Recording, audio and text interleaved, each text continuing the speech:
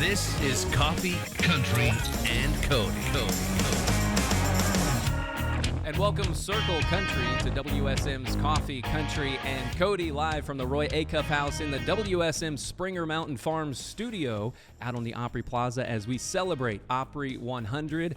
I'm Eric Marcum alongside Eryn Cooper and Annie Ney as we call ourselves the starting lineup here this week. Bill Cody, Kelly Sutton, Charlie Matos, all out. This is spring break week. Woo. And so you've got us here this week in entertainment headlines, all things happening because everybody is talking about the main thing. Yes. So if you are planning to travel in the next little bit, I would rethink it if you haven't booked your flight. One of the most popular airlines just got rid of their most popular feature, arguably. Why some people choose to take flights with this airline. In happier news, Winona is celebrating her greatest hits in a big way. We'll tell you what she's up to. And Snoop Dogg, he was here. Snoop Dogg was in Nashville and he was working. So we'll tell you what he's got cooking, and it's with one of our favorite country music stars. I wonder if he was in town to celebrate 100 years of WSM Radio in the Grand Ole Opry. Absolutely. That's why he was because here. That's what we're doing a lot of here this entire week. Of course, we're downtown Nashville, the historic Ryman Auditorium. That's the mother church of country music. So we'll be highlighting a lot of great performances there. And, of course, the Grand Ole Opry House. You know, we just celebrated 50 years of the Grand Ole Opry House. It's the longest-running home of the Grand Ole Opry. But we're downtown tonight at the mother church, which was the most famous former home and home to the Grand Ole Opry for 30 years. This is WSM. More Coffee, Country, and Cody is on WSM. This is WSM's Coffee, Country, and Cody, the starting lineup, as we've been calling it, day number 2 of Eric Marcum, Eryn Cooper, Annie Ney here on WSM Radio inside the Roy Acuff House on the Plaza of the Grand Ole Opry, celebrating 100 years of WSM and the Grand Ole Opry. And breaking news, not just in country music news, but worldwide news. I know. I'm not going to lie. This kind of rocked my world this morning when I saw this headline. Southwest Airlines is getting rid of free checked bags. If you have flown Southwest before, you know that they're known not only for their open seating policy, which they have also said they're going to be getting rid of. Now you won't be able to check 2 free bags. They're going to start charging for that beginning May 28th. And I know that I'm pretty devastated about this. I travel light, as I had mentioned earlier. But if I don't want to travel light, I can't bring 100 pounds worth of luggage for free anymore. So you get your carry-on, no matter what. Yeah. The personal item and carry-on, and then the checked bag. How many bags do y'all typically check? I don't. I bring a personal item only. I don't even hit the carry-on mark.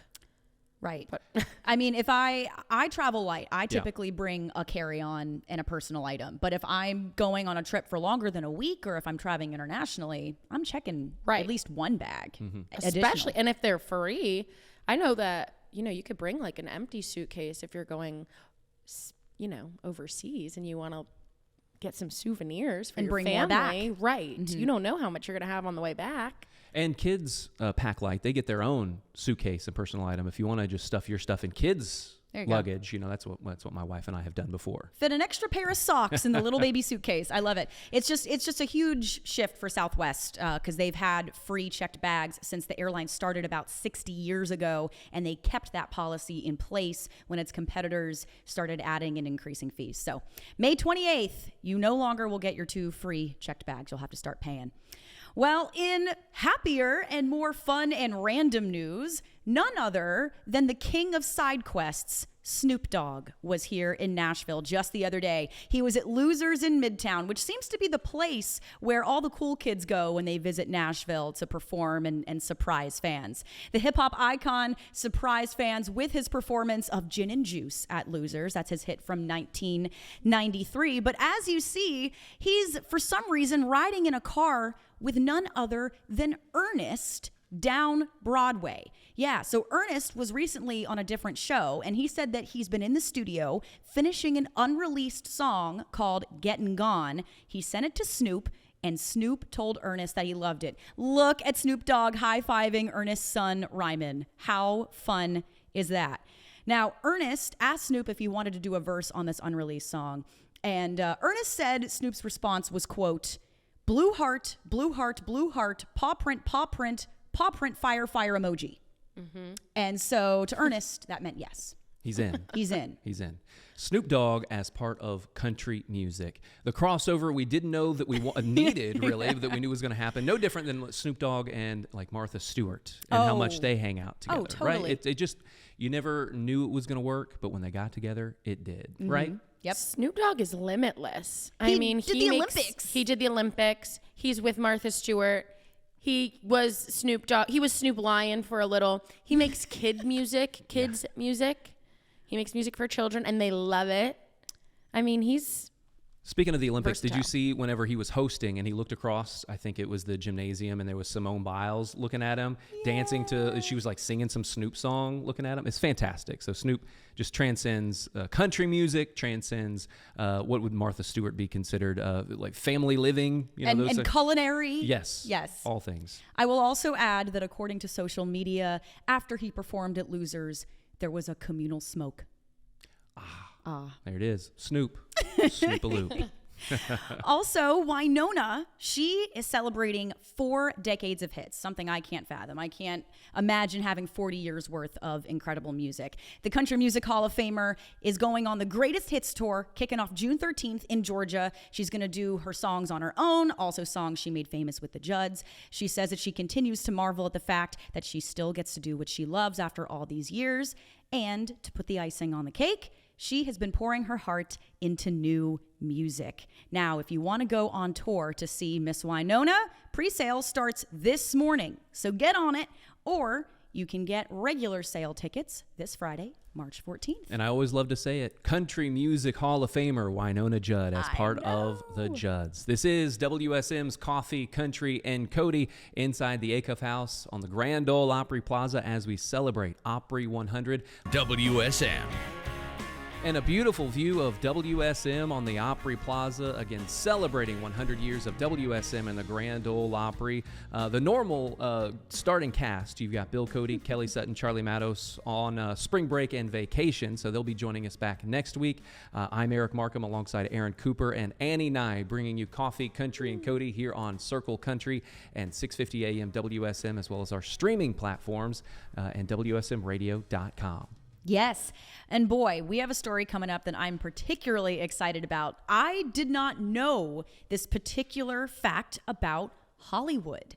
And there's actually several celebrities involved in what I'm going to tell you. And one in particular, one of our favorite rock stars to ever do it. I have that coming up for you in a little bit. Also, Opry star Ashley McBryde is celebrating something so exciting. Can't wait to share that with you as well. And Priscilla Presley, she was given the highest civilian honor that Tennessee has to offer.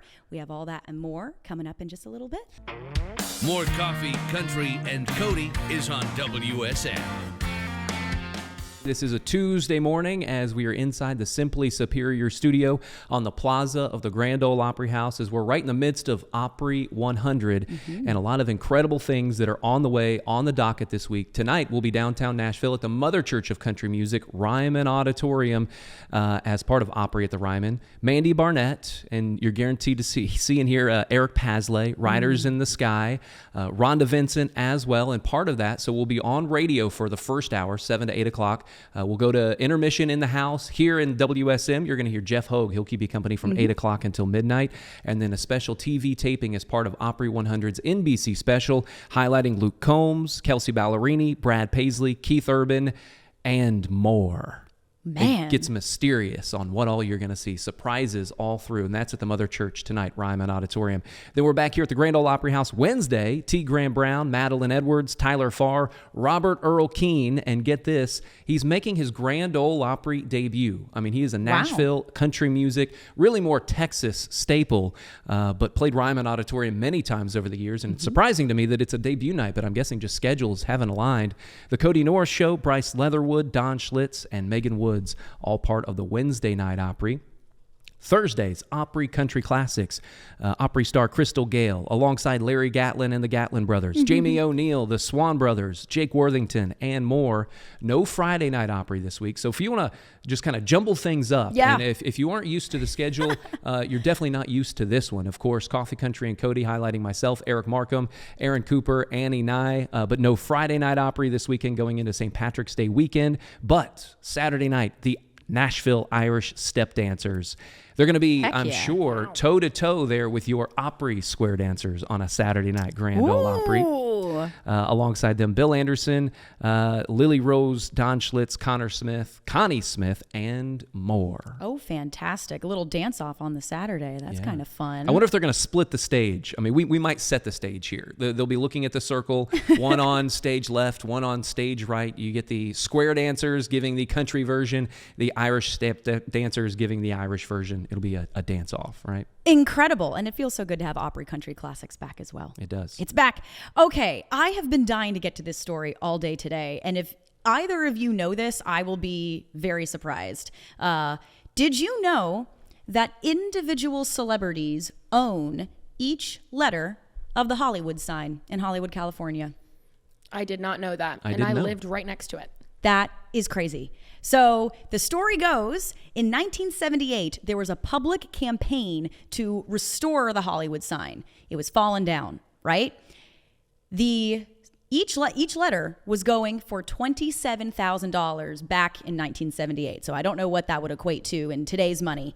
But the reason I know this is because the incredible rock star Alice Cooper told the world this secret. Here is what Alice Cooper had to say about owning one of the letters in the Hollywood sign. It says on Wikipedia that you own one of the O's in the famous Hollywood sign. Yes. You own it. I own it. And the reason was because it was the 75th anniversary of Hollywood. Okay. The Hollywood sign was up there falling off the hill. Sure. We went to the Chamber of Commerce and said, how much is each letter? Each letter was $27,000 to fix it. Okay. And I said, okay, Groucho Marx just died. Groucho was one of my best friends. Mm-hmm. And I said, well, it's the 75th anniversary. We want to buy the O. Which one? For Groucho, the first one. First one. O for Groucho. I think that is so cool, and it just makes so much sense that someone as cool as Alice Cooper, not related, although I wish we were, that would buy that. Now, if you're curious who owns the rest of the letters, I have that for you. The H belongs to Terrence Donnelly, who was the publisher of the Hollywood Independent newspaper. The first, or the first O, not the OOD. Right, because you got Hollywood, yes, H-O. Yep. Giovanni Mazza, who is an Italian movie director. Les Kelly has the L for Les, originator of the Kelly Blue Book, if you're familiar. The second L, Gene Autry. Y, Hugh Hefner, founder of Playboy. W, Andy Williams. O, Alice Cooper.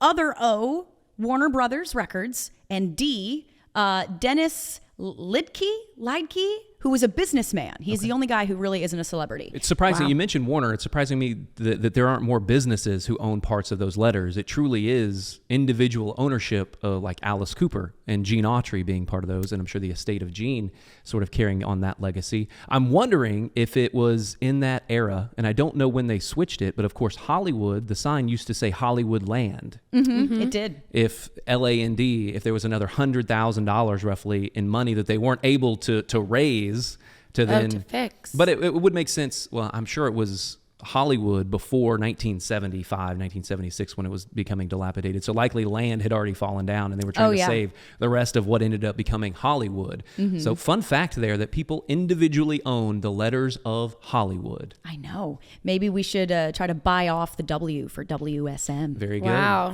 It's our 100th birthday. It would be a great present for us. I did look it up, and $20,000 in 1978 is $96,811.35 roughly. Wow. So do we have that in the budget, Eric? Well, not just inflation, but supply and demand. I'm sure the letters have now risen into the millions, not just from inflation. so what true. the dollars. That's right? so true. You think about what Okay. land is in Hollywood alone. That's so funny. I liked it better when it said Hollyweed. Yeah, there was that option. Yeah, they changed the O and somebody added and blacked out the letters like you would teeth. Yeah. Black out teeth and made So it. smart. Yeah. Creative. I'm sure somebody would have paid more than $25,000 for each of those letters for their legal fees. Yes. Yes. Yeah. Oh my goodness. Well, something else for celebrating, not just our 100th birthday here at WSM. Opry star Ashley McBryde announced she is celebrating 1,000 days sober. We're so excited for her. She shared an update over the weekend with a series of photos on Instagram with the caption saying in part, 1,000 days, 1,000 moons, 1,000 hangovers skipped, 1,000 drunk I'm sorries I didn't have to say, 1,000 times I've shown that the power of love of a song and the love on the road are stronger than the pull to ever go back to who I was. But my favorite part of the caption, 1,000 I love yous, I say to my reflection. Now, Ashley McBryde, she made the private decision to quit drinking in 2022, and she didn't speak about it publicly for more than a year. And if I remember correctly, it was actually, I think, at last year's radio remotes before the CMA Awards where she told Kelly Sutton. And that's so exciting. So we're really proud of her. She's such a bright and shiny star, and we couldn't be more excited. Good for you, Ashley McBryde. And so if you calculate that, 1,000 days is roughly just over 3 years, right? And you want to talk about an Opry star who truly carries on the tradition of Grand Ole Opry member. There was a time right around January roughly that there was an ice storm that came through Nashville and it canceled the Friday night Grand Ole Opry. And she was slated to perform that night, and she sent an email to the executives of the Grand Ole Opry and made its way over to me saying, what do I need to do to carry on tradition of an Opry member being a part of a Saturday night or Friday night or whatever tradition of Grand Ole Opry? I just don't want to break tradition of a show being canceled. She was ready to put her car into four-wheel drive and drive all the way in here to the WSM studio and sit center stage on our Assembly Food Hall stage and perform to just make sure the moniker still carried on as the world's longest running radio show. Luckily, we didn't have to do that night, but she did call in. And just wanted to say her thanks for what WSM does, carrying on and keeping people safe, updating people and keeping them informed, because that is what radio does. And that's what we've done for 100 years here on WSM. And she wants to carry on that tradition and make sure it stays alive as part of the Grand Ole Opry and her membership. So congratulations to you, Ashley McBryde, on your 1,000 days sober. And you're doing a great job being an Opry member and doing what we love here on WSM. All right. Also, we're very excited for Miss Priscilla Presley, of course, married to the late Elvis. She was awarded the Colonel Ed Ducamp Award, that is French, I tried my best. It was awarded by Governor Bill Lee at the state capitol here yesterday in Nashville, and she received the honor for her work promoting Memphis music tourism and the legacy of Elvis Presley. Now, what's really special is Elvis was honored with this same award almost exactly 63 years ago, back in March of 1961. So upon receiving this award, Priscilla will also be advocating for state funding for the Memphis Rock and Roll Museum, and her contributions are helping that museum relocate to a prominent space on the historic Beale Street in Memphis, so it's more out there in the open for people to visit. So congrats, Priscilla, and fantastic that she won the same award that Elvis had almost exactly to the day so many years later. Good for you, and good for wanting to like make history continue on, you know, literacy and music history and everything that comes with learning about music. And that's part of what Tennessee does, from all the way in the West to all the way in the East, from Memphis to Nashville to Bristol, is highlight music that's come out of Tennessee. So fantastic. This is WSM's Coffee, Country, and Cody. I'm Eric Marcum alongside Eryn Cooper and Annie Ney. In for the regular lineup, we get to be the starting lineup this week, but Bill Cody, Kelly Sutton, Charlie Matos. I know Kelly and Charlie traveled all the way to Florida to Disney with their families, not together, and they don't necessarily cross paths, but they're enjoying their time off for spring break. Well, someone who recently paid a visit to Nashville as well, none other than the king of side quests himself, Snoop Dogg. Yes, Snoop Dogg came to Nashville, Tennessee, but it wasn't just for play. He was also working with Ernest. And the story goes that he and Ernest have a song that are going to come out together. Ernest has an unreleased tune called Gettin' Gone. He sent it to Snoop. Ernest said that Snoop loved it. And eventually, Ernest asked Snoop Dogg if he wanted to do a verse on it, to which he responded, blue heart, paw print, fire, fire emojis, which Ernest naturally took that as a yes. As you can see right there, he also took the stage at Losers in Midtown in Nashville. He did his 1993 hit Gin and Juice. Social media tells us, Ernest is there. Social media tells us that there was a communal smoke following the performance, naturally for Snoop Dogg. And there is Snoop Dogg meeting Ernest's little boy, Ryman. How cute. I always forget how tall Snoop is. He's a very lanky guy. It looks like this could also be outside of Ryman Auditorium, possibly one of the recording studios or bars down on Lower Broadway as well. Yes. So he's getting the full experience as well. Yes, and the first clip that we saw there was both Ernest and Snoop Dogg riding together in a car, which we can only presume, given that there were cameras, they're shooting some sort of music video for Getting Gone. So cannot wait for that to come out and see what they get up to. All right, Country Music Hall of Famer Wynonna Judd. She is celebrating 4 decades of hits, so naturally, she's going out on the road. Yes, the Greatest Hits Tour kicking off June 13th in Georgia. She's going to play her solo music. She's going to play music that she made with the Judds. She says that she cannot believe that she still gets to experience many chapters of her career live alongside her fans. And the icing on the cake, she's making new music, which she will also be playing out on the road. Pre-sale is this morning, probably very soon. 10 a.m. local time seems to be the typical pre-sale time for tickets for concerts. So be ready, or you can get them when they go on general sale this Friday the 14th. And that is Country Music Hall of Famer Wynonna Judd as part of the Judds. How about that? All right, yes, and new this morning, if Cody Johnson's going to do anything, it's going to be make an incredible cinematic music video. And Cody Johnson put out a music video with opera star Carrie Underwood not too long ago for their duet, I'm Gonna Love You. And the first frame of this video is hundreds of wild Mustangs running across a field. And then that theme is present throughout other parts in the music video, including Cody standing in the middle of them. And Cody Johnson says that those were all real. That was not CGI. Now, this guy used to ride bulls, so he's not scared of much. But he was standing in the middle of nearly 600 wild horses. So That's intimidating, right? That's a lot. that's what we call committing to the bit. Yeah, committing to the bit. That's it. Yeah. That's Eryn Cooper in for Kelly Sutton as WSM's Coffee, Country, and Cody rolls on. More Coffee, Country, and Cody is on WSM. And we are celebrating WSM and the Grand Ole Opry at 100 years. And a lot of incredible, exciting things happening both at Ryman Auditorium and the Grand Ole Opry House. And in here, in studio, to join and celebrate and highlight not only what's going on in Opry and WSM history, but what's going on in the South within country music and the phenomenon that is a worldwide, just noticeable trend right now and the lasting impact of country music. We've got actor, comedian, impressionist, presenter, singer, and getting everything all over him in Nashville. We call it smothered and covered. Is Rob Braydon in studio. Welcome in, sir. It's nice to be smothered and covered. Yes, that's exactly it. It's never happened to me before, thank you. Yeah, there's so much about what's going on in Nashville, Tennessee that is truly a phenomenon, and you've been able to see it. You've been in town, the last 24 to 48 hours? It's such the impact when you get here, particularly going down that strip with the live music just pounding out at 10:30 in the morning.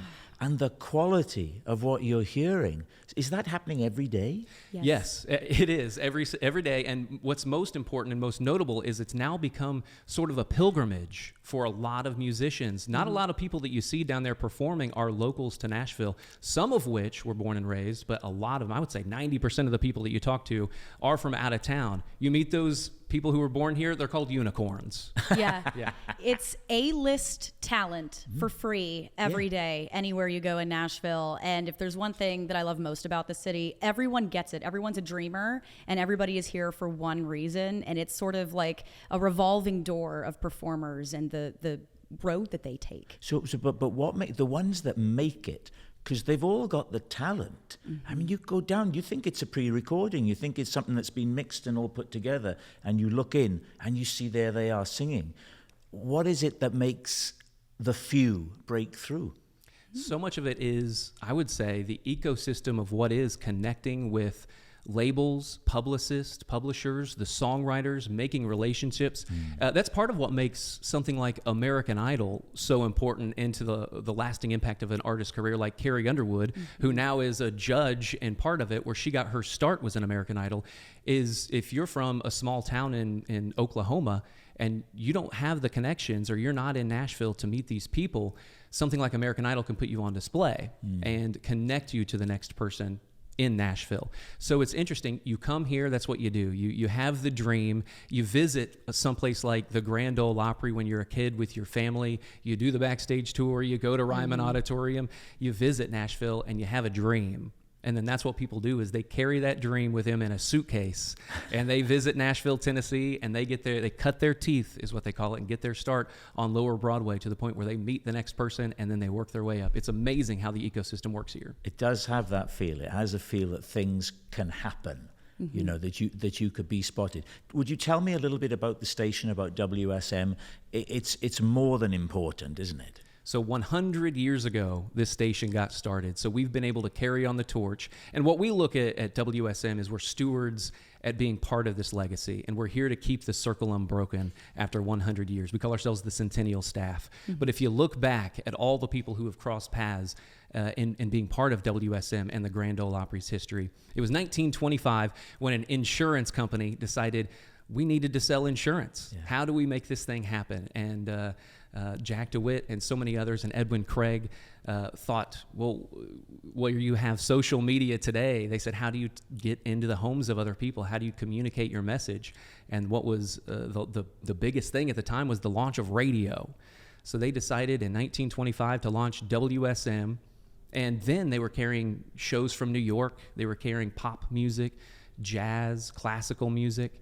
And then on a Saturday night, you have Uncle Jimmy Thompson, who walks into the studio when somebody misses their segment and starts playing old-time fiddle tunes, to the point where you realize that there's a need for that. People had some nostalgia for that. It's something that took them back to their home, maybe if they were sitting on a front porch with their family, or if that's what they did, they felt some relevancy to that. And then that blew up. Saturday after Saturday, they kept coming back, playing old-time fiddle tunes from the Bardnats that become the Grand Ole Opry just a few years later. And what's the thing about the tower? They Yes. call it the air castle in the sky. What is that? The Air Castle of the South. It is amazing. It's one of the very few diamond-shaped Blaw-Knox towers in the world. And it was erected here in Nashville, 1932.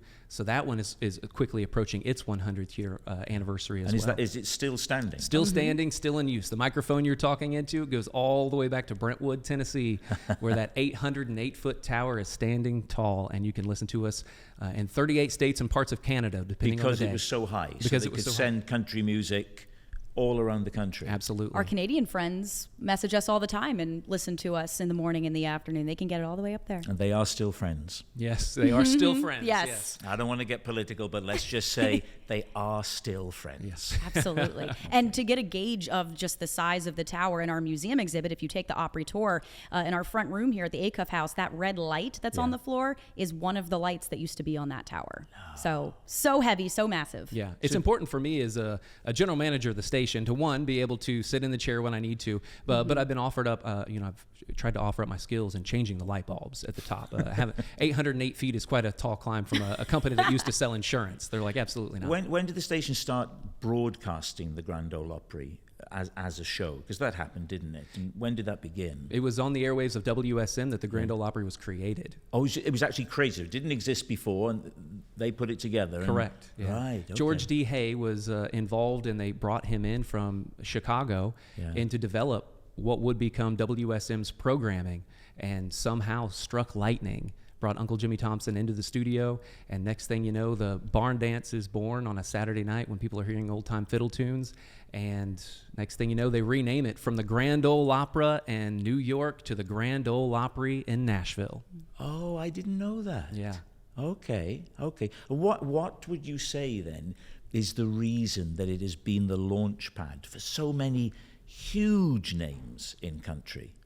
I would say it becomes a pilgrimage. People look at the history of what is WSM, what was developed in 25, and then what the Grand Ole Opry did for country music stars like Roy Acuff. Yeah. And we are sitting in Roy's home. This is where Roy lived his final 10 years This here. actual building. In this actual building. Very, very bright for him. I mean, he must have struggled with these lights. Right, yeah.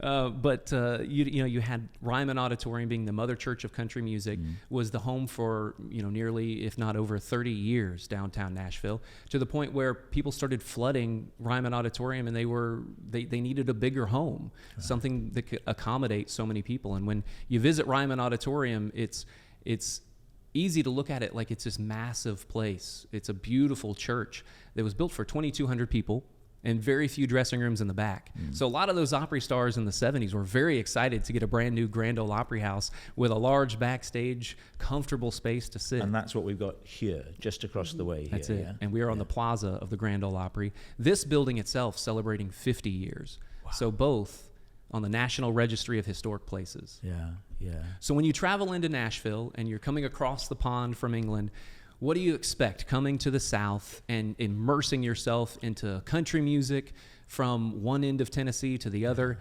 Give me your experience, what you plan. Well, I am going on sort of the trip of a lifetime, really. We're starting in Nashville, we're ending in Nashville. We're going to Kentucky, we're going to the Appalachian Mountains, we're going to the Smoky Mountains, we're going to Dollywood, we're going to Tupelo to see where Elvis was born, we're going to Memphis, and then we're coming back to Nashville, by which time I should be a certified expert on country music. Country music and rock and roll, when you really dig into Elvis and what was brought into Memphis and that southern sound that he brought with him and the influence that he put out there into the world to develop what became rock and roll. But then you go across the pond to people like the Beatles, who were influenced by country music, and you've got the Rolling Stones as well, who listen to country music. I mean, it really did connect the two in England and what we have in the U.S. It's an incredible melting pot, and you can sort of almost forensically unpick all the different influences and see what comes in here, and a little bit of this and a little bit of that. I can't wait to get started. But like I say, already, just in Nashville, I had a preconception that it's going to be very musical. They call it Music City. But my word, nothing can prepare you for going down that strip and hearing it all coming out. And like I said, just the quality of it, it really is Music City. And what created the pilgrimage, the flamethrower of the air castle of the South, that is the 808-foot tower, is what was the launching pad to WSM introducing the world and creating, and the moniker Music City came out of the airways of WSM. And when you talk about Opry stars who look back at the legacy and history of what's come across the stage of the Grand Ole Opry and on the airwaves of WSM, you love to highlight the music and feature them as well. Luke Combs on WSM. More coffee, country, and Cody is on WSM. And the Tuesday show rolls on. Rob Braydon is our in-studio guest, and bringing along the BBC as well, as you are on the road through, like you've said, halfway across America to truly dive into what is Music City, where country music came from, where the rock and roll kind of came from with Elvis. And so you've traveled through, you've been here 48 hours. What has been the extent of your experiences so far? I jumped in at the deep end with Twinny, and I went line dancing. I put my cowboy boots on, which I had, mixed feelings over. A man of my height, if he wears cowboy boots, it can appear to be a cry for help. But I put them on, and I liked the new status they gave me. Yeah. Very comfortable. So we did some line dancing, but we really are, at the beginning, which is one of the reasons I've come in to talk to you guys, specifically in Nashville. What should I be doing? Where should I be going? And so much of what we mentioned is a pilgrimage in Nashville, Music City. You've got to mention Ryman Auditorium, where tonight will be as part of Opry 100 and highlighting what is WSM and the Grand Ole Opry's 100th birthday with some of the incredible Opry stars, a jam-packed lineup full of all Opry members who will be center stage. But what you can do is a full Opry tour. We've teamed up with the Rock and Roll Hall of Fame to bring you Rock Hall at the Ryman. Many different artists, not just within country music, but every genre that end up playing Ryman Auditorium. Most recently, Ringo Starr did a full headlining show and then made his way to the stage of the Grand Ole Opry for his very own Opry debut. Some of the few artists who have made their way in both rock and roll to extend over into making their Opry debut here recently include Ringo, but then in 50 years ago, it would have been Elvis at Ryman Auditorium. His one and only performance on the Grand Ole Opry from Ryman Auditorium. He didn't go down well, did he, when he played there? Is that right? That's the legend? That's the legend. And one thing that they do have at Ryman Auditorium is an entire exhibit about that debut with audio from Sam Phillips and many of his management that would have brought him along. And so it was mixed. People didn't really understand, because I think he only had one song out that time. Yeah. So you would have had to have been really dialed in to understand who Elvis is and have an opinion. So a lot of those folks, I mean, it wouldn't have been a full standing ovation knowing Elvis Presley, who would be the king of rock and roll. It was this new kid on the block who's coming here swinging his legs everywhere. Yeah, who would have looked a little unusual, wouldn't he, by with his dress and his style. Mm-hmm. Something else I would say that you should definitely try to find while you're here. Speaking of Nashville being the launch pad, I think Nashville is so beautiful in the music scene because it's not as competitive as it is a collaborative music scene. Right. Go find a writer's round. Any bar downtown, any bar in Midtown, you'll see 2 to 4 musicians on stage with their guitars, and they each take turns in front of whoever's at the bar, usually for free, playing new material, testing out their own original music. So it's different from when you go to Broadway with the tourists and they're all playing covers, which is still phenomenal. But if you want to hear local live original music in a very intimate, almost experimental setting, all the artists working together, find a writer's round somewhere. That's interesting. You say that it's more collaborative than competitive. Absolutely. Is that a Southern thing? Is that just a more... Everybody, in the 48 hours I've been here, you can't avoid this real friendliness and welcome. And it can catch a British person. You go, we tend to go, good morning, goodbye. But they say, well, you have a great day, y'all, and come back again, and all that kind of thing. And it's a lovely thing. Is that part of what you're talking about? For sure. I would say it's a rising tide lifts all ships. You see everybody else succeeding, and you ride the coattail with them. A rising tide lifts all ships. Lifts all ships. I like that. Yeah.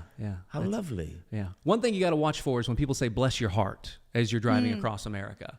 I don't know if you've heard that just yet. No. It's not exactly a good thing. It's kind of like a condescending "bless your Sarcastic. heart." Right? Yes. Really? Yeah. Oh, okay.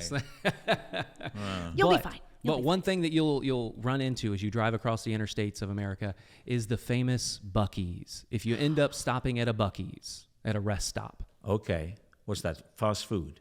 It is a gas station, glorified gas station. Cleanest bathrooms. Yes. Cleanest bathrooms. Is that right? Yes. So if you make your way across and you hit the Buc-ee's, you will be experiencing true U.S. fashion. Oh, bless your heart. Rob Braydon, actor, comedian, impressionist, on his way with a BBC docuseries highlighting what is music, particularly highlighting Music City and beyond. Country music, rock and roll. He's getting the full U.S. and American experience of music all over you. Like we said earlier, smothered and covered. Any last tidbits of things that you want to say? Nothing at all. You've covered everything. Excellent. Thanks, guys. Thanks for having me. Very excited to go to Ryman Auditorium with you tonight, celebrating I'll see you there. Opry 100. I'll be behind the podium. We asked you who you'd like to play music-wise. Here's Glenn Campbell.